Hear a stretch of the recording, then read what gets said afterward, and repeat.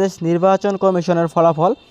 So প্রথমে আপনার এখান থেকে ফলাফলের ধরন নির্ধারণ করতে হবে। আপনি সকল কিছু সিলেক্ট করার পর এখান থেকে অনুসন্ধান অপশনে ক্লিক করে দিবেন।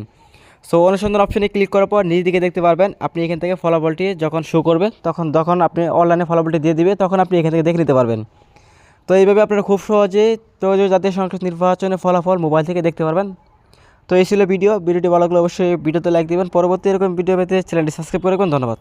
ত্রয়োদশ জাতীয় সংসদ নির্বাচনের ফলাফল মোবাইল থেকে কীভাবে দেখবেন সেই প্রসেস দেখিয়ে দিব এই ভিডিওতে। প্রথমে আপনাদের মোবাইল থেকে যে কোনো একটি ব্রাউজার ওপেন করে দিবেন। ব্রাউজার ওপেন করার পর এখান থেকে সার্চ অপশন চলে আসবে। আপনি এখান থেকে সার্চ করে দেবেন বাংলাদেশ ইলেকশন কমিশন রেজাল্ট লিখে।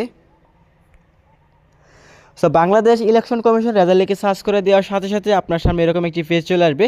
সো এরকম পেজ আসার পর আপনি এখানে দেখতে পারবেন বাংলাদেশ ইলেকশন কমিশন নামে একটি ওয়েবসাইট আছে। প্রথমে আপনি এই ওয়েবসাইটে ক্লিক করে দেবেন। সো এই ওয়েবসাইটে ক্লিক করার পর আপনার সামনে এরকম একটি পেজ চলে আসবে। এখানে দেখতে পারবেন ভেরিফাই হচ্ছে। আপনি জাস্ট একটু ওয়েট করবেন। যখন আপনার ভেরিফাইটি সাকসেস হয়ে যাবে তখন কিন্তু আপনাকে এরকম একটি পেজে নিয়ে যাবে।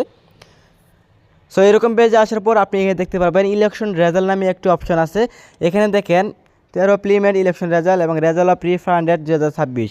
যদি আপনি এখান থেকে বাংলাদেশের এমপি কতজন হয়েছে, কোন দল থেকে কতজন এমপি হয়েছে, কে কত ভোট পেয়েছে এটা দেখতে চান, তার জন্য কিন্তু আপনি প্রথমে 13 রেজাল্ট এই অপশানে ক্লিক করে দেবেন। সো এই অপশানে ক্লিক করার পর আপনার সামনে এরকম পেজ চলে আসবে। এরকম পেজ আসার পর আপনি এখানে দেখতে পাবেন বাংলাদেশ নির্বাচন কমিশনের ফলাফল।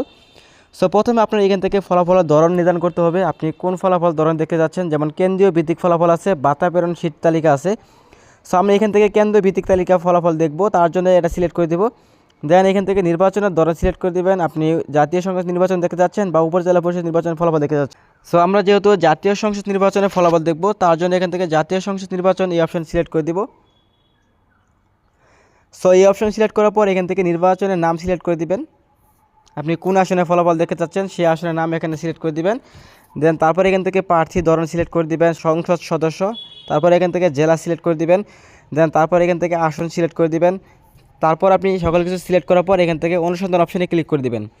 সো অনুসন্ধান অপশনে ক্লিক করার পর নিজ দিকে দেখতে পারবেন আপনি এখান থেকে ফলাফলটি যখন শো করবে তখন আপনি অনলাইনে ফলাফলটি দিয়ে দিবে, তখন আপনি এখান থেকে দেখে নিতে পারবেন।